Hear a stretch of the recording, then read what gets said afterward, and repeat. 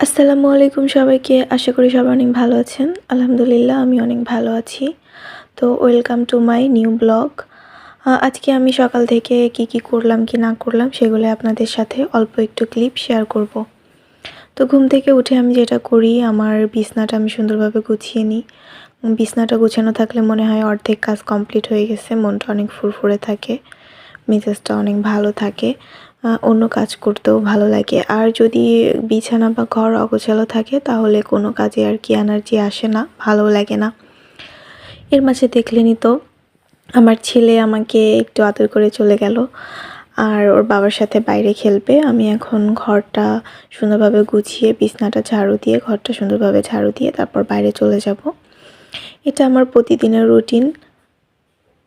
আমি সকালে ঘুম থেকে উঠে সেমটা কাজগুলাই করি। প্রথমে বিছনাটা আমার গোছানোই লাগবে। এরপর আমি চলে আসলাম হাত মুখ ধুবো, ফ্রেশ হব। আর আমার বাচ্চার কিছু কাঁথা কাপড় আছে আর কিছু থালা বাসন আছে, সেইগুলো ধোয়ার জন্য প্রথমে আমি পানি ভরে নিয়ে সুন্দরভাবে কাপড়গুলো ভিজিয়ে দিব আর তারপরে থালা বাসনগুলো ধুয়ে নিব।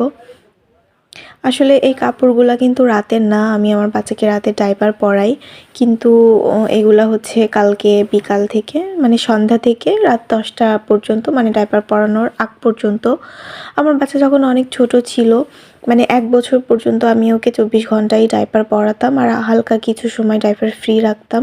কিন্তু যখন ওর বয়স এখন হয়ে গিয়েছে 1 বছর 6 মাস, মানে 1.5 বছর, তো আমি চাচ্ছি ওকে পটি ট্রেনিং করানোর জন্য, যার জন্য আমি শুধুমাত্র রাতে ছাড়া, দূরে জার্নি ছাড়া ওকে সারাদিনে আর কোনো ডাইপার পরাই না।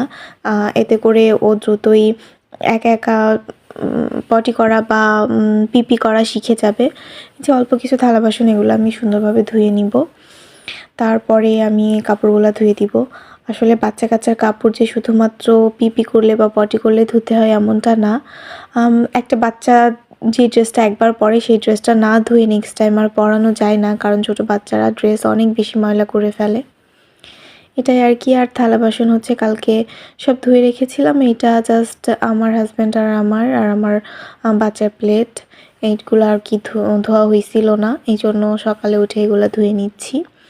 আমি চেষ্টা করি রাতের মধ্যে সব কিছু ধুয়ে রাখার, কারণ সকালে উঠে আরও অনেক কাজ থাকে, তো সেইগুলোর জন্য আর এইগুলা করতে গেলে একটু সময় চলে যায়। এই জন্য আমি রাতেই চেষ্টা করি, আর যেগুলো ধোয়া হয় না সেগুলো আমি সকালে উঠে ধুয়ে নিই। এবার আমি কাপড়গুলো ধুয়ে নিব। এগুলা খুব বেশি ময়লা হয়নি, আর আমি বাচ্চার কাপড় এভাবে হাতে ডলে ডলে ধুয়ে ফেলি, ছোট বাচ্চা তো খুব বেশি মানে খচাখচি করা লাগে না।